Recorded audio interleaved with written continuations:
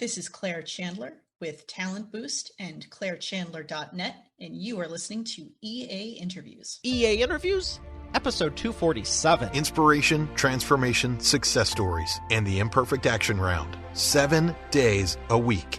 Join Mario Ficini for today's Expert Authority Effect interview. Have you ever wanted to scale your business? Do you want to have a great core team? Do you want to have the best people in the business, but you're not sure where to find them? Or better yet, how to keep them?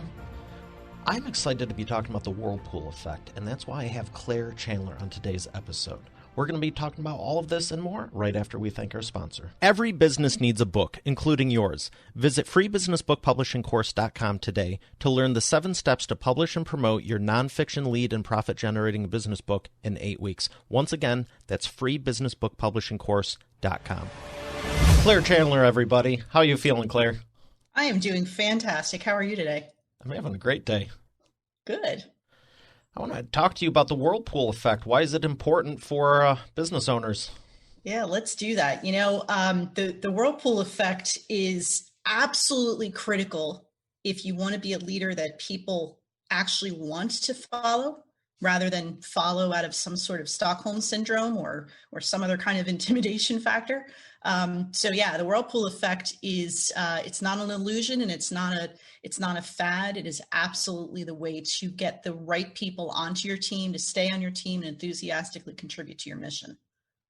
And what I'm hearing is you're talking about positional leadership, where the only real reason someone's following you is because you're their boss, you're their superior, that's just the way it happened to fall. It's not because they necessarily like you, trust you, respect you, or anything. It's just they're respecting authority.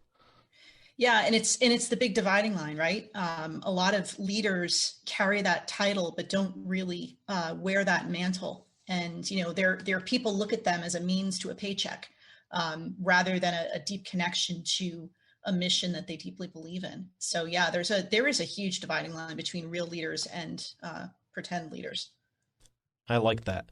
And I'm glad we're going to be talking about the proper way to do it, because I don't think anyone wants an organization. I know I sure as heck don't, where it's just like you're here because that's all it is a paycheck. And I flat out tell people that from the beginning. I'm like, this is not just another job. This isn't a transaction. It's not a one-off project. You know what I mean? We're doing this long term. If you don't see that or share that, it may not be a good fit. What's your take on it? And that was not intended, but dive right into the Whirlpool effect. Shall we? Yes. Please. So the concept of the Whirlpool effect actually started out as a childhood memory. So I'm based in New Jersey, born and raised in New Jersey. You're probably going to ask me about my lack of accent. We can go there if there's time. But, our summers were hot and humid and sultry and all of that. And it always seemed to be that the most popular kid on the block was the one with the swimming pool in the backyard. So, spoiler alert, that wasn't me. We didn't have a pool, but a couple of my friends did. So every summer, all the neighborhood kids would gather, and that's where we would spend a hot summer afternoon. And, we'd bring out all the games, right? The Marco Polo and all those other pool games. But invariably, somebody in the pool at some point in the day would shout out Whirlpool.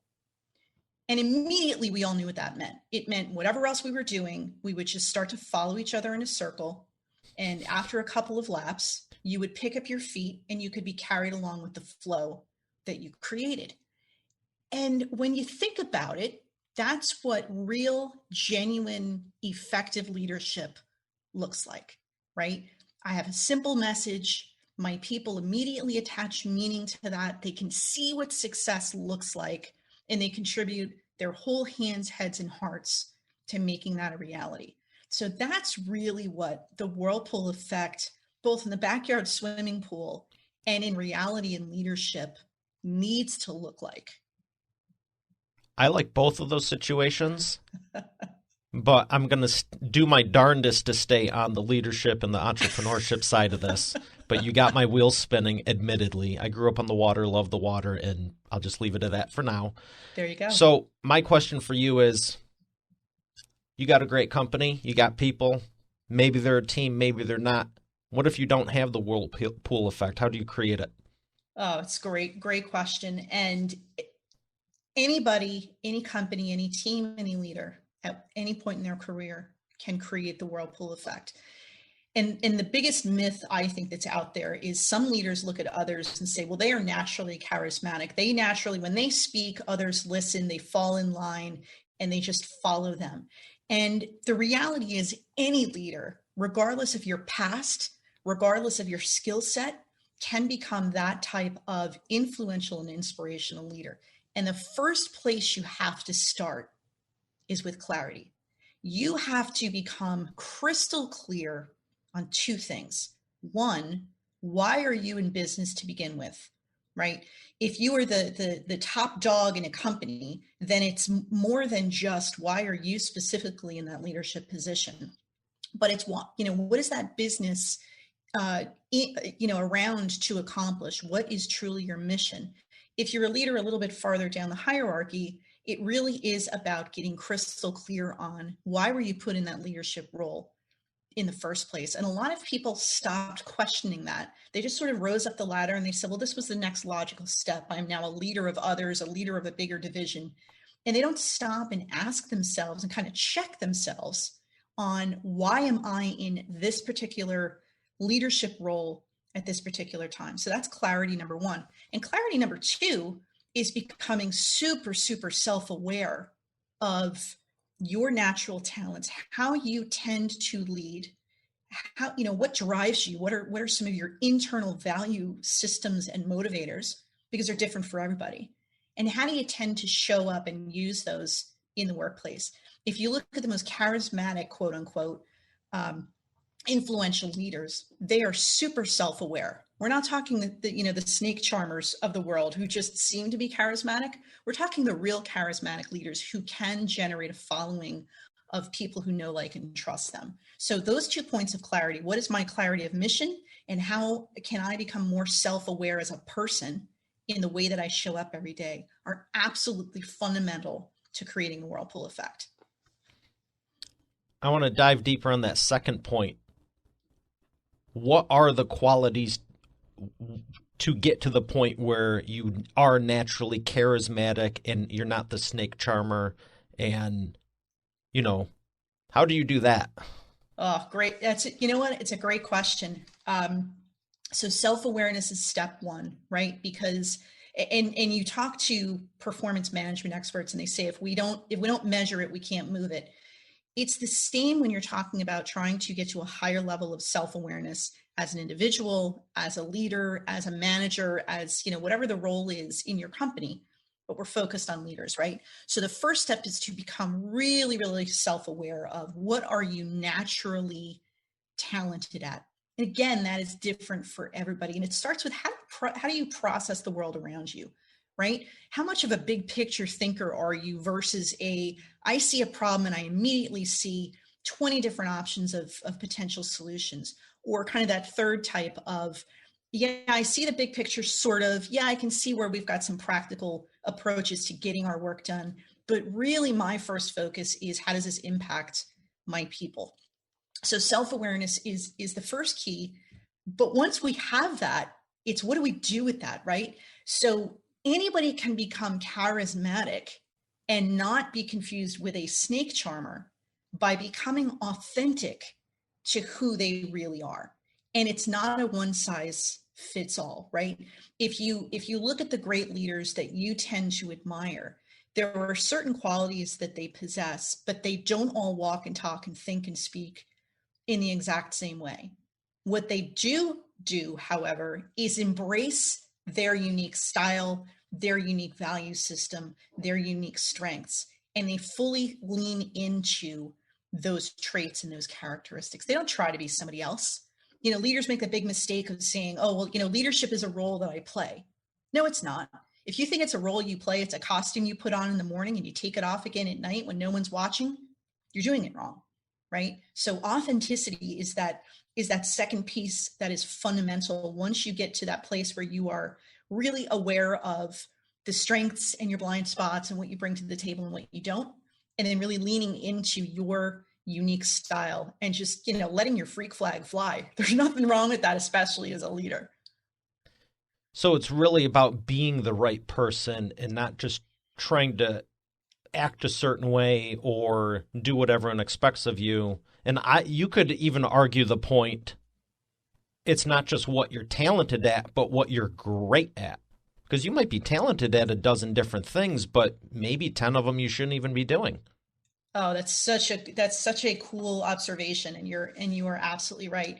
You know, if you sit there, and I do this exercise with some leaders that I work with, and I say, if you inventory all the things that you do, all the things you could do, and then start to categorize them into what are the things you're really, really good at. And then from there, you know, that subset gets smaller and smaller. And now when you look at all the things that, you know, that you're great at, what are the things that not only are you great at, but you love doing, right? You kind of lose all track of time when you're in that mode or that zone or doing that thing or with those people or, you know, in that category. So yeah, absolutely. That's a great observation. If someone's in that position, what could they do to narrow it down? Should it be super obvious, or should it be like, well, I kind of like these 5, but I'm not sure which 3 it should be? Or is it a blatantly clear, you may have just never thought about it in the business realm before? Yeah, you know, for some it's very obvious. You know, for some they can kind of short circuit that whole exercise and say, I can tell you the top 3 things that, you know, in an ideal world as a leader, if I could only get to do these things, you know, during the day, I'd be, you know, happy as a clam. That's a great position to be in. We don't all have that immediate clarity, right? There are others who have to go through that full exercise and keep narrowing it down. And I liken it to keeping a food diary, right? Every time you go to the doctor with some nebulous system, you know, that has to do with anything internal, they go, well, have you kept a food diary? It's like, yeah, you know what? You're not the first one to say that, and I really should do that, but you know, I just can't get started. It's similar to that, right? You want to inventory the things that you do, the things that you like, the things that you're good at. You know, retrospectively, the things that you enjoyed in the past, the things that, you know, other people remarked on. But if you're stuck, if you're saying, you know, I still have this huge list of things I could love, I could be really good at, I'm not really sure. Make a list of 10 people who know you really well. People you've worked with, people you've worked for, people who've worked for you, people in your personal life, people in your community, and go to them and say, what are the things that you know me for as a genius, or as, you know, something that I really love to do? And when you get that kind of market research back, that's going to help you narrow down that field considerably as well. So, you know, some of us excel at spending that time in our own heads and saying, yeah, I'm going to come up with a list and I'm going to keep narrowing it down because I'm super self-aware and I can do all this reflection. And heck, we all talk to ourselves, right? Admit it. Others of us do need that sounding board. We do need that additional filter of other people kind of, you know, getting back into our circle and saying, what am I not seeing here? Are there other things that should go on this list? Are there things that I'm trying to force into this list that, you know me sometimes even better than I know myself? A spouse is really good for this exercise too, by the way, as we know. You know, what are some of the things that I just hit out of the park all the time? And when you see me doing them, my face lights up. Those are the types of things you want to figure out and find. Now, you had said what someone's talented at. I had observed what they're great at, but here's like a real deep dive of the deep dive. What if they're great at it, but they don't like it? Yeah. I think we all have stuff we're great at, and it's like, yeah, I might Absolutely. be great at it, but I have no care. I don't want to do this every day. Yeah. So here's where that filter becomes really powerful, right? Because if you're great at 10 things, but 8 of them you don't particularly enjoy, get rid of them. Now, so let's kind of narrow this down to the professional sphere, right? I'm a leader. I've made my list. I'm down to 10 that I'm really, really good at. You know, I interviewed people in my inner circle who know, like, and trust me. And these are the top 10 that I'm really, really, really good at. You want to still narrow that down. If you're a leader and you say, okay, of the 8 that I really don't like to do, how many of them are critical to achieving my mission? You may be able to, get rid of 2 right off the bat. Now you're down to 6, just hypothetically, right? Now you're down to 6. Maybe there are other people on your team who are also great at those things and happen to love doing them. So, that self-awareness kind of extends to your team and really getting to know the people around you. And it distinguishes between getting the best talent, getting superstars, and getting the right talent, right? Because that hypothetical pile of 6 things that you have agreed you're great at, but you don't really like, but they stay on the list because they're mission critical. Now you look at your extended team and you say, who can I put around me to complement what we know we have to do, but that I don't want to have to do myself because it's just not something that gives me positive energy. So it's all these filters that we want to apply as we go forward. There's some great expert authority insight, and I appreciate you for sharing that, because one of the things I love about asking the questions and learning this and, getting the info for expert authority world is you get the right answers, but it reminds me of this book, when you give a mouse a cookie, it's like, oh, I need to do this. But what about that? But what about that? But what about that? And it's like, it just keeps going down. But that's what you need to do, is niche it down to a point and get that hyper clear. There's been times I've done stuff for my business and it's like, oh man, I nailed it. And like a week later, I'm like, but did I? And the more you get down there, it really gives you that clarity, and I will add confidence to be able to present in a way and show up in a way where it's like, I don't know what you're doing, but I can tell there's something there. And then you can be like, well, frankly, I don't know what I'm doing, but yes, there is something there. Thank you for sharing that. Yeah. And let me just jump on something you just said, because confidence is key. One of the things that I work on with leaders when I work with them one-on-one and even in groups is to get them to a level of replicable confidence. I had to slow down when I said that because I always trip over the word replicable. Try to say it fast, you can't do it. But it's really key. It is absolutely fundamental. If you are going to be a leader who can create the Whirlpool effect, you have to be confident. And again, we're talking dividing lines here. There's a huge difference between being confident and being arrogant, between being confident and faking it until you make it, being confident and being cocky, right? Confidence means you can walk with this strut because you've got purpose. You know where you're going. You know you've got the right team around you. You're heading in the right direction, and you truly believe in your destination and that horizon that you're striving for. So confidence to me is one of those absolutely fundamental attributes of an effective leader. And again, everybody can acquire it. For some, it just takes a little bit more time, a little bit more effort and energy than others. And we got to go one more layer now that you mentioned 3 or 4 key words that a lot of people interchange. I like the confidence, and one of my favorite things to share with people, and I just came up with this, but to surmise it, it's basically, it's one thing to want it. It's another thing to know you have it and you don't even need to talk about it. Yeah. There's a lot of people that, whatever. And, sometimes it's just fun to be like, you know what? I don't even need to justify this. I don't, you know what I mean? It's like, you just know.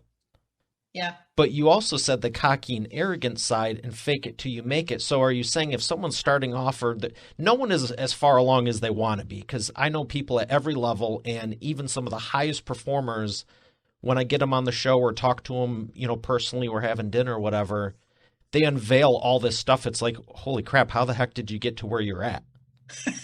Truthfully. So it's always interesting to me. It's like, isn't everyone faking it because I don't think anyone ever truly makes it, because the second you do, it's like everything starts unraveling. But I do get what you're saying, where it's like, don't try to be too over. Tell me your thoughts on this. I think you know where I'm going with this, but those are 3 key words that are vastly different, but so closely related. They're hugely different. And one of the things you just mentioned is people who are first starting out. You're kind of implying, and I think rightly so, that people who are first starting out really need to be careful not to delude themselves that they have confidence, right? And there's a difference between confidence that you've quote unquote made it. And I agree with you. That's sort of an elusive target to strive for, because once you make it, you should be restless enough to say, okay, that wasn't the top of the mountain. That was just the top of this next peak. What's next, beyond that? You should still get a little nervous before you go live on the episode. You should. What a great observation there. Yeah, absolutely. Absolutely. Self-aware. And that's the thing. That's self-awareness. You joke about that, but that's 100% right.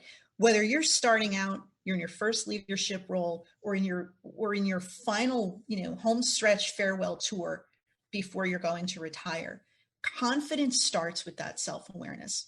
If you're first starting out in business, or you have your first leadership role, again, you have to embrace leadership, not as a role that you play, but as a commitment that you make, right? So this crowd that fakes it till they make it are the same people who look at leadership as the trappings that come with that. I know people in the past who were so quick to label themselves leaders, and really what they were aspiring to was the corner office, the leather chair, and the power that they could wield. That's not real leadership, and that's not confidence. That's authority, and that's influence, but it's misused, right? And it's manipulation. Getting very, very self-aware of, again, what you're great at, what you love to do, and where you want to go with those things. If that could be kind of put into a Venn diagram, what's that sweet spot, right? What am I great at? What do I really love to do? And what's going to help me move forward as a person, as a leader, as a business, as a team? Those are the things that you should, absolutely focus on. And that's a great distinction. I was smiling because while I don't agree with the authoritative and manipulative and all that, I have nothing against nice leather executive chairs. Hey, neither do I. We like comfort, right? But there's a difference between, yes, the stature, or it helps support your posture. I'm here now. Everyone listen. Nice. It's meeting time. Exactly. Oh, gosh. Exactly. Why don't you just go back in your car? We're doing fine without you. Right. I'm going to behave now because I have all kinds of stories from when I wasn't owning the company and I was working for it. So, but those experiences, and we don't have to share them now. We could set up a separate episode just on, bad bosses or horrible bosses, or the sequel to that movie. But working under and working alongside and working within view of really bad bosses, toxic bosses, ineffective bosses is as helpful as working for and working, within the sphere of really amazing leaders, right? Because again, I mentioned earlier, you want to be self-aware of your strengths, but you also want to be aware of your blind spots. And those bosses that we would never want to emulate teach us exactly that. They give us much more tangible targets to avoid as we develop, as we grow, as we aspire to higher levels of accountability as leaders. So I don't think any of us would want to go back and work for those horrible bosses, but I've certainly had them. I've certainly, encountered them. And I'm grateful for the experience in hindsight. Glad they're behind me. But grateful for the experience, because it really does help to put in stark relief the difference between the leaders that I want to emulate, learn from, and work with, and the leaders that I don't. Again, another great distinction, and I appreciate you for sharing all of this, because you made me think of one of them. It's just like, I want to raise people up. The whole reason I'm doing this, and God gave me the vision for the show, is to exponentially elevate the identity of humanity. And I think I'll just share it. It's not but I always look to make people feel better, no matter what it is, whether it's business or not. And the one that just keeps ringing, I got dozens. We could do a whole 2-day training. But one of them was, I was working at a giant retail store. And I was vacuuming, and I bumped into the metal floor, wherever the stuff where the DVDs that they sell are at the bottom, and just like when you're vacuuming anything, you're gonna hit what's around it. That's why you have floorboards in the house. And he was like, "You better cut that out. Those racks are worth more than you are."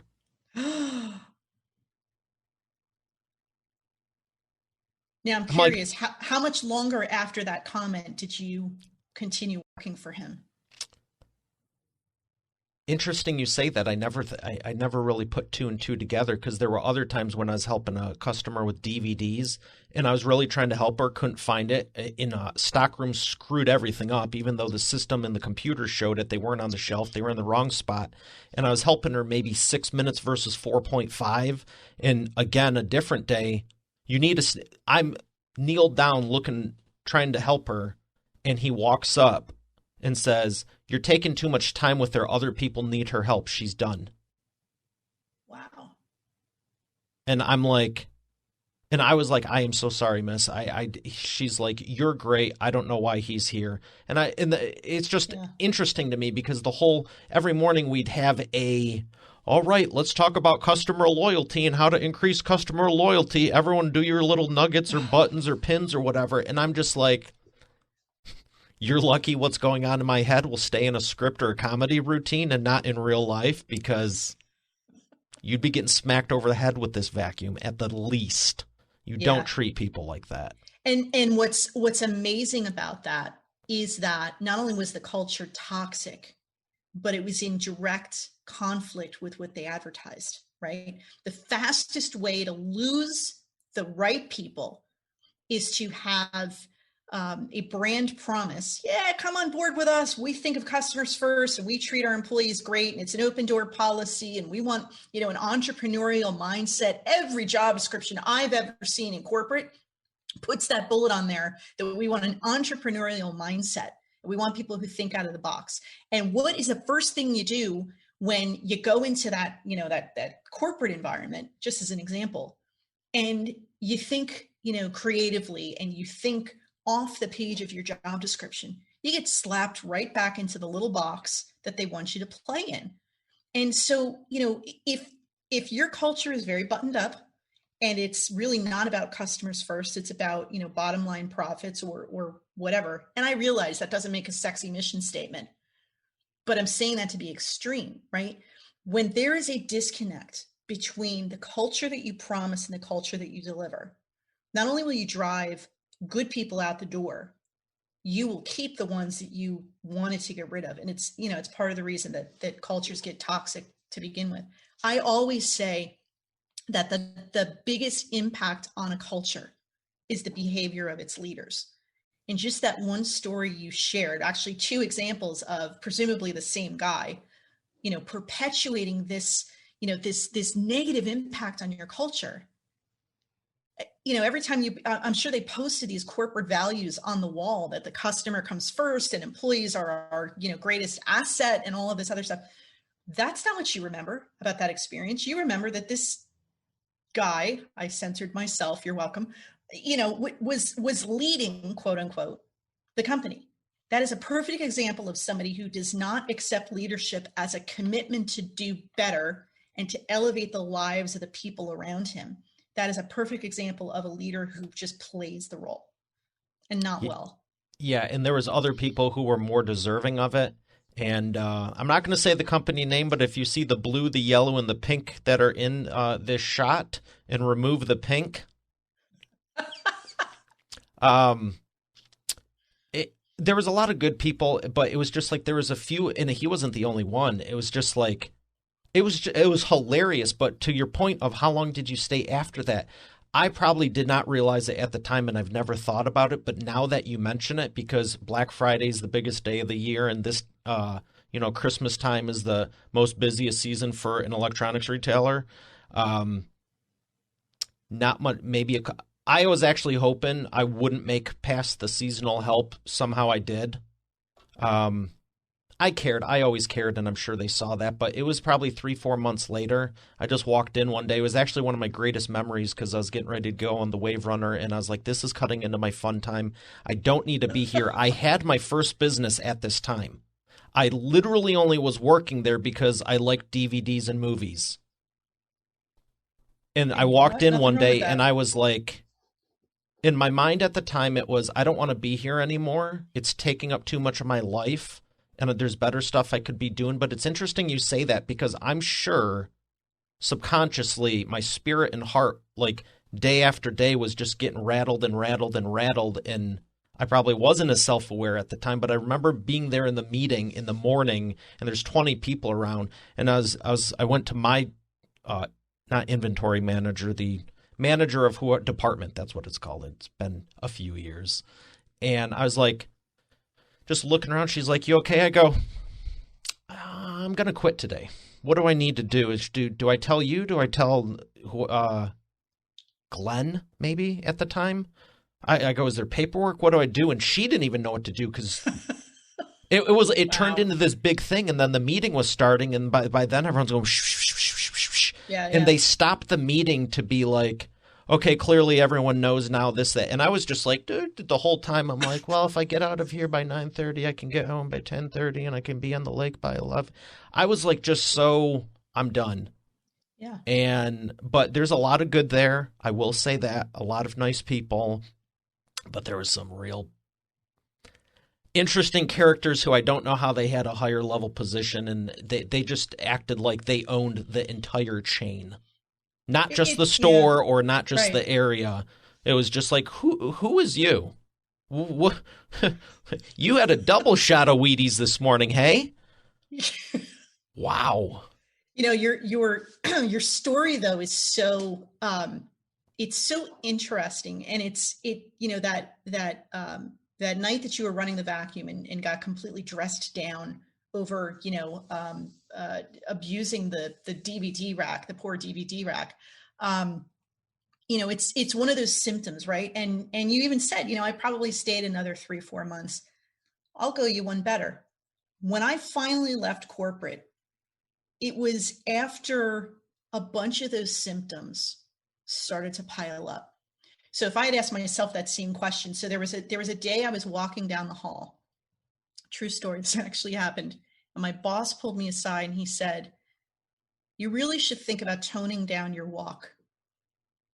True story. I said, what do you mean? He goes, it's really bouncy, and you exude this happiness, and it's freaking out some of the folks I worked in human resources at the time, some of whom, had total Stockholm syndrome. And he said, I really should tone down my walk because it's too happy and it's freaking some people out. They think I'm like, I know something they don't. And I'm thinking, I guess I do. I must have some internal reserve of happiness, and maybe they don't have access to it. And too happy. So if I told you that story and you had asked me, how long after that did I leave? It was probably another year. And the longer you stay in an environment that doesn't serve you, the longer you, and I'm not going to say it was toxic, I'm not going to equate it to, a bad marriage, but the analogy is similar in that, the longer you stay, the longer you convince yourself, well, I've invested all this time and I'm on this certain track, and, I've put in all these years, and I've got, people around me that I really care about. And if I left, what would I have? Right. So it took me a while, and looking back, I look back at that particular situation, that particular evening that I was walking down the hall and told to tone down my walk. There's a character flaw, happiness. Right. And that's really what, in hindsight stood out. That was one of the examples of why I never really fit in corporate. I made a very successful career in corporate. I did very well performance-wise and compensation and all of those things. But I always knew deep down, I didn't really fit the corporate model, right? And so those were some of the symptoms, and like your story with, being completely ridiculed for bumping into a DVD rack. And much more. Yeah, well, sure. Important issues. Well, and those are things that, start to pile up. And now that you look back at them, those are the things that, you remember very clearly, and you say, yeah, that guy was a jerk, or that culture was hypocritical, or, it's amazing that company continues to stand. The bigger the company, the easier it is for them to absorb some of that toxicity.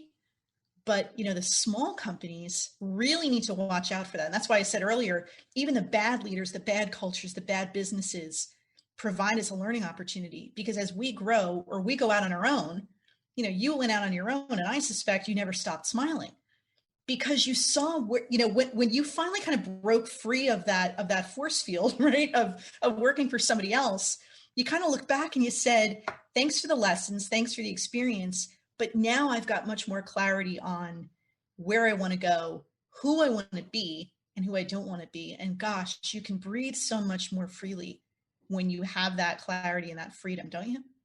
For sure. And I'd say you did the same thing. And the one class in college I remember actually going to and doing stuff in was econ. And I remember the terms, well, let's just go with one of them that I'm thinking of, underemployed. We could have been doing so much more at the time, and we were just here.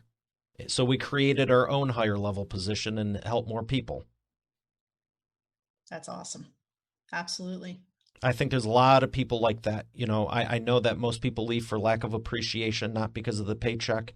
And it's unfortunate, because I always do everything I can to uplift, clients, prospects, my own team, and everything. And it's like sometimes people might just be dealing with stuff that it's like you don't even know about. And if they don't share it, how do you know? But right. You should never be treating people bad. Even if they did a horrible job, you don't have to condone the person. Just be like, hey, let's talk about, the quality of your work. And part of being a leader who even has the capacity to create the whirlpool effect, you have to create the right environment, right? You can't have a swimming pool that's full of electric eels and then still expect to inspire the whirlpool effect, right? It'd be one heck of a show. It would be. It would be interesting to see it from the. Let's see who can swim fastest from end to end. Exactly. Who wants to go first? The sad thing is there's so many people that are craving attention. They're like, for how much? $1,000? Yeah, let's do it. Yeah. Yeah. And that's, that's such a great point, because there's an analogy to business, right? There can be a completely toxic culture that, tolerates bad behavior, and therefore that's what gets repeated, elevates really bad managers because they get bottom line results. And so that's who gets advanced. When I'm an employee farther down the hierarchy, and I see that is what gets rewarded, I have a decision to make, right? Either I become what they reward, or I get the heck out of there before it changes me. And what you're left with over time, if you continue to do that, is that toxic swimming pool full of electric eels, because nobody else can survive in that water. You can't throw a goldfish in the middle of that pool, right? You can't throw a clownfish. I was probably a clownfish really in that analogy, let's be honest. But my sarcasm, I think, was a little bit too, above the threshold of tolerance in corporate America. But, going back to your comment about, people may be going through something that we don't really know about unless they tell us. If we as leaders and we as, business cultures don't create an environment where, I'm not suggesting you allow people to just come in and bring all of their dirty laundry and all of their, their home drama in there, but you do want to create an environment where people can thrive. And the bad leaders, the leaders who are truly not actually leaders, are creating an environment where you have to have survival instincts. How is that going to be a sustainable business where you have a steady flow of talent coming in the door and saying, I don't even care what my job description is. I want to be part of this company. I want to be part of this culture. And I want to be in your orbit as a leader. That's what you want to attract. You don't want to attract people that are just, sharks and barracudas and all of this other. I'm just trying to come up with all these swimming pool analogies, but you know what I'm saying? If you truly want to be a leader who leaves a lasting impact and a legacy, not just in the business world, but for your family, for your community, for the people who know you, wouldn't you rather be somebody who creates an environment and inspires the whirlpool effect than somebody who manages through manipulation and intimidation and pays people just to stay? Yeah, you definitely don't want them there. That's one thing I've learned. And the number one thing, whether it's prospects or team, is the qualifications. Who are you letting in the door in the first place? That's on you. Oh, That's all right. these people don't know what's going on. The last 99 people didn't know what's going on. What's the common denominator there, Bob? That's And right. I remember it's reminding me of something, what if we pay for all this training and they go to the competitor? And it's like, well, what if we don't train them and they stay? That's right. And as far as the whirlpool and the swimming pool with the eels, nothing says you couldn't show up in a personal luxury submarine, sell the other 7 tickets, and drive around and just wave at everything going on. I mean, might be against company policy, but if it's your company, rewrite the policy, right? Yeah. Yeah. So I appreciate everything you're saying. I got one more question for you, and we're gonna come back and do the imperfect action round, and it is the wheel of whatever. Oh, come on. There we go. I love props, man. Now you can see it. Yeah. It's not that scary, is it? No. All right. So my question for you is, which company do you believe should be turned around the most? You looking for a brand name, or are you looking for just a general description? Yeah, I was aiming for brand name. I mean, is there someone right now that stands out that you're just like, this company, or maybe an industry if you don't want to go to that point? I'm not going to name any names, but I do have a couple of characteristics that I've seen out in the business that were prospective clients that I kind of walked away from because they just didn't get it. 2020 obviously was a bit of an anomaly, a very unique year, and it's going to be years before we really truly understand the full scope and the impact of what COVID has had on business, on ways of working, et cetera. I think the businesses that are going to have the toughest time turning around are not so much the ones that were caught flat-footed by a global pandemic, because I think everybody was to some extent.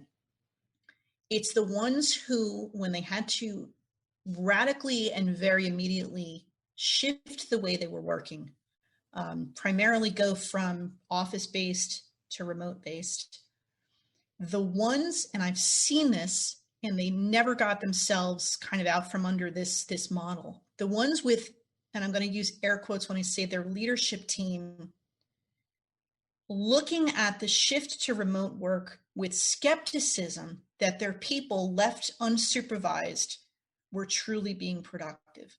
I saw leadership teams, again in air quotes, in some companies who, when they were forced to pivot to remote work, rather than embracing that new reality and looking at ways to get more creative, more innovative, more efficient, more effective, and taking the extra effort to stay connected to their employees, they sat in their own offices, in their own bubbles, and they said, I'm not convinced they're doing the work that they would have been doing in the office. So I really question whether this is a sustainable model.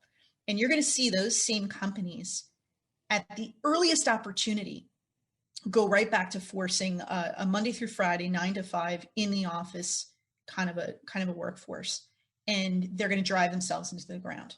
So I've seen that in a couple of industries. I've seen that in a couple of kind of management business models, and I saw the cracks in their foundation before COVID had even come up. These were companies that had been contemplating shifting to a more flexible work arrangement, but couldn't get out of their own way. And they delayed and they delayed and they delayed because they couldn't figure out how to still control all of the activities if they gave people flexibility. And then COVID came in and they used that as justification to say, you see, I'm not convinced that they're still working as hard as we need them to and that we can get to where we're going. So it's those companies that didn't just look at this as, that didn't look at what COVID did to us as an opportunity to get better and to be better. They saw this COVID from the mentality of a victim, that here we go, we already couldn't get enough out of our people, and now they're going to goof off. Those companies are not going to be around. And if they are, they're not going to be ones you want to work with or for. Yeah, it's interesting because I've been telling people for over a decade to do more stuff online, automate it, use systems, use software, do all this stuff. I mean, there's nothing that's being done that hasn't been around 10, 15, 20 years. Absolutely. The companies are changing. There's vastly more people accepting it. But when people are like, do you want to get on a Zoom call? I'm like, no, the phone works fine. Like, we're not filming something. We're not doing a presentation. We're just talking about a couple of things. They're like, really? You don't mind? What did we do the last decade? Think about it. Like, I think we all got enough electronics, but it's just astonishing because it's one of the things with marketing and helping companies and the hundreds of clients we've personally worked with, it's like, it's interesting to see the behind the scenes because everyone looks good up front. Right. And I'm glad that some of them are adapting to it.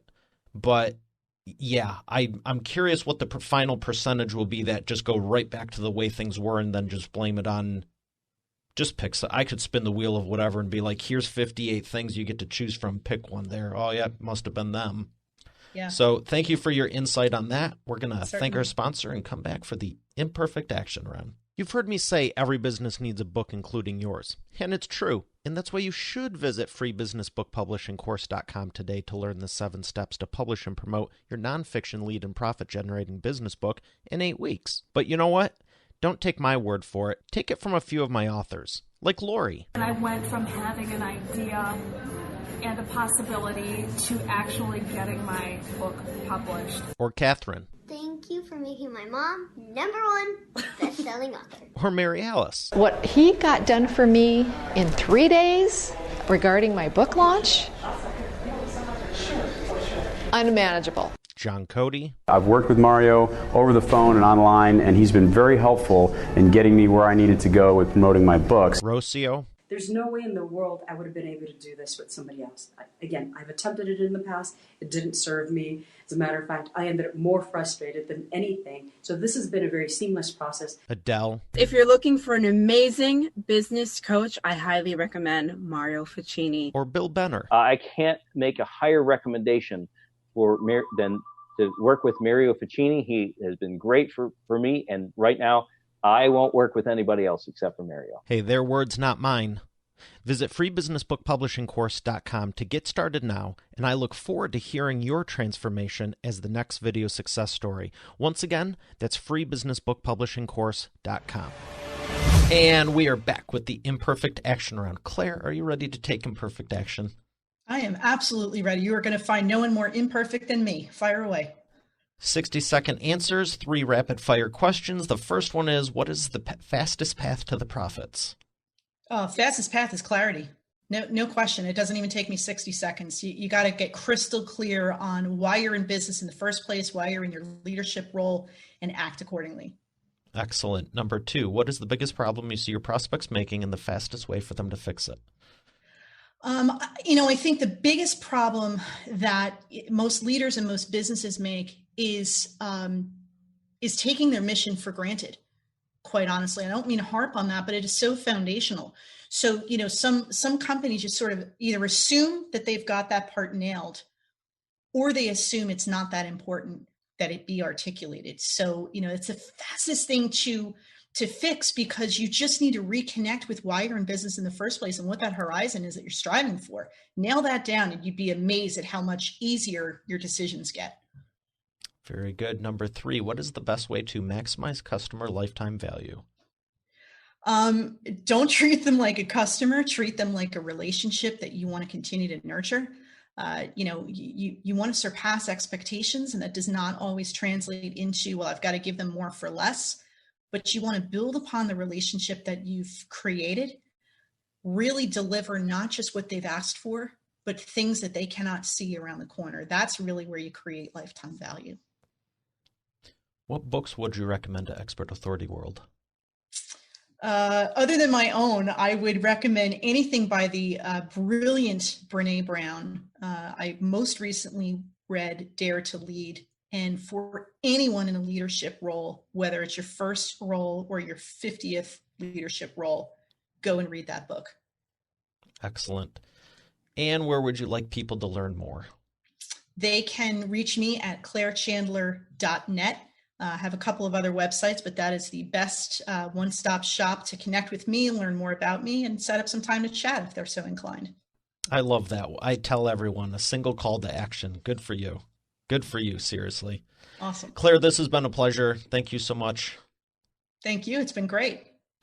All right, Expert Authority World, we have another great episode here today. I'll see you tomorrow. Have a great day, and God bless. You're already the expert, but have you transformed your expertise into a tangible asset that will generate and qualify leads while increasing profit for you 24/7? And if so, how well are you promoting it? With the Expert Authority Effect publishing method, it's easier and faster than ever. Visit freebusinessbookpublishingcourse.com today to learn the 7 steps to publish and promote your nonfiction lead and profit-generating business book in 8 weeks. Visit freebusinessbookpublishingcourse.com to get started now. Once again, that's freebusinessbookpublishingcourse.com. Hey, thanks for listening to today's episode. I hope you got a lot out of it. I know I sure did. If you haven't done so already, I invite you to subscribe to the show. And also be sure to check out eainterviews.com for complete show notes, the full interview video experience, links to the resources we mentioned, and more. Have a blessed day, and I'll see you tomorrow.